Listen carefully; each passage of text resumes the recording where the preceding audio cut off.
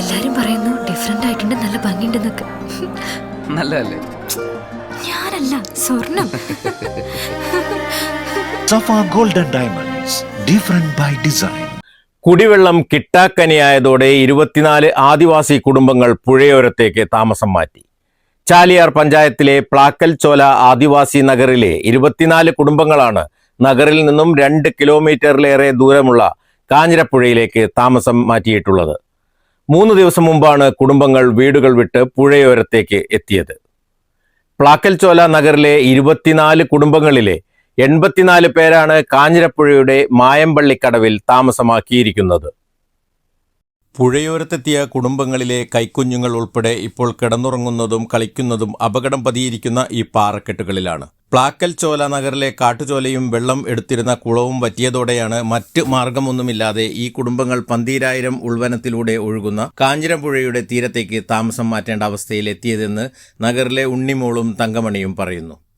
ഇപ്പൊ പുഴയിലൊന്നും വെള്ളമില്ലാത്ത കാരണം പോകുന്നതാ. അവിടെ കോളനിയിലൊക്കെ വെള്ളം കുറവല്ലേ, അത് കാരണം പോകുന്നതാണ്. പിന്നെ പോന്നിട്ട് ഇപ്പോൾ 2 മാസത്തോളം അയക്കണം പുഴയ്ക്ക്. മഴക്കാലം കഴിഞ്ഞ് കഴിഞ്ഞാൽ വെള്ളം ഉണ്ടാവില്ല. പിന്നെ ഇനി മഴ തുടങ്ങിയിട്ടേ പോകുള്ളൂ.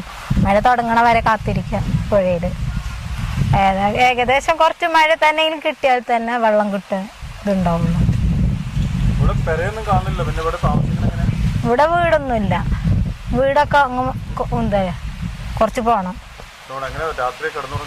രാത്രിയിൽ ഇവിടെ പാറമ തീയിട്ടൊക്കെ കിടന്നുറങ്ങും. ആനയൊക്കെ ഉണ്ട്. ഇപ്പൊ മാങ്ങക്കാലം കൂടെ ആയ കാരണം ഇഷ്ടംപോലെ ആനകളാണ്. പിന്നെ രാത്രിയിൽ ഈ വയസ്സ് വന്ന ആൾക്കാരൊക്കെ ഭയങ്കര ബുദ്ധിമുട്ടും കാര്യങ്ങളൊക്കെയാണ്. എന്തെങ്കിലും ഇത് ആനയൊക്കെ കാണുമ്പോൾ വലിയ പാറിന്റെ മേലേക്ക് ഓടിക്കയറാനൊക്കെ ഭയങ്കര ഗതികേടാ. ഇപ്പം ആശുപത്രി പോയേക്ക, സുഖമില്ലാത്തതുകൊണ്ട് നടക്കാനൊന്നും കഴിയാതെ. വണ്ടി ITTPന്റെ വക കിട്ടും ഇടയ്ക്ക്. കുടിവെള്ളത്തിന്റെ ഇത് കൊണ്ടാണ് ഞങ്ങൾ വന്നത്. പിന്നെ പുഴയിൽ കുറച്ച് വെള്ളം കിട്ടുമ്പോ അത് കണ്ടിട്ടാണ് ഞങ്ങൾ ഇവിടെ നിൽക്കണത് തന്നെ. ഭക്ഷണമൊക്കെ അപ്പൊ തേനൊക്കെ എടുത്തിട്ട് അങ്ങനെയൊക്കെ കിട്ടുള്ളൂ ഭക്ഷണങ്ങൾ.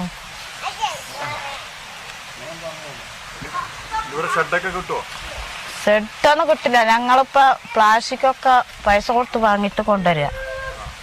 ചെറിയ കുട്ടികളൊക്കെ സ്കൂളിൽ പോകുമ്പോ ഇവിടെ നിന്ന് കൊണ്ടാക്കാൻ ഭയങ്കര ഇടങ്ങാറാ. അതിന്റെ ബുദ്ധിമുട്ട് വേറെ ഉണ്ട്. ആകെ ബുദ്ധിമുട്ടില്ല. ഇവിടെ 10ാം ക്ലാസ് പഠിക്കണ കുട്ടികൾക്ക് ഇവിടെ ഇങ്ങനെ ജോലിയൊന്നും കിട്ടണില്ലേ. ഭയങ്കര ഗതികേടാ.